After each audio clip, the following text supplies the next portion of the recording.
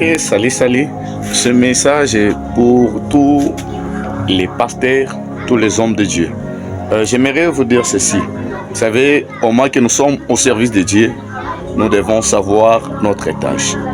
Au moment que nous dirigeons le peuple de Dieu, au moment que nous orientons le peuple de Dieu, les enfants de Dieu ou le peuple de Dieu ne sont pas nos esclaves et ne sont pas nos petits frères.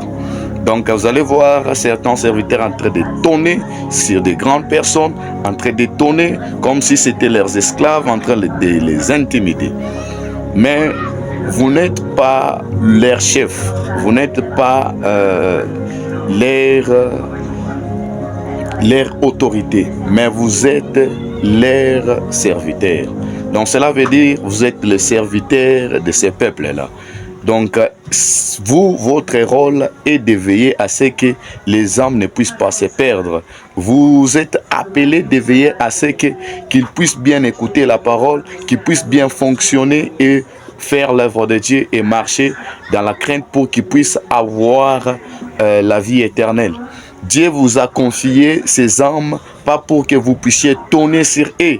Dieu ne vous a pas donné ces âmes pour que vous puissiez les perdre, les égarer.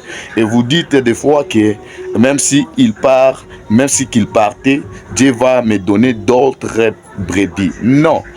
Dieu vous a confié ces brebis, c'est pour que vous puissiez bien les gérer, pour que vous puissiez bien les guider.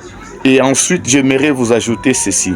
Au moment que vous êtes en train de faire l'œuvre de Dieu, nous ne devons pas nous moquer des autres parce que vous prophétisez, vous moquez aussi ceux qui ont le don, ceux qui ont la parole, ceux qui font la prière, ceux qui font des miracles.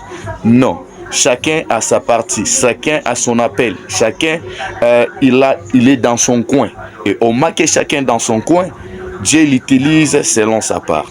Le moment que nous prêchons la parole, au moment que nous orientons les enfants de Dieu, nous devons les dire la vérité, l'annoncer la parole, les annoncer une bonne nouvelle qui peuvent les sauver, qui peuvent les amener au salut.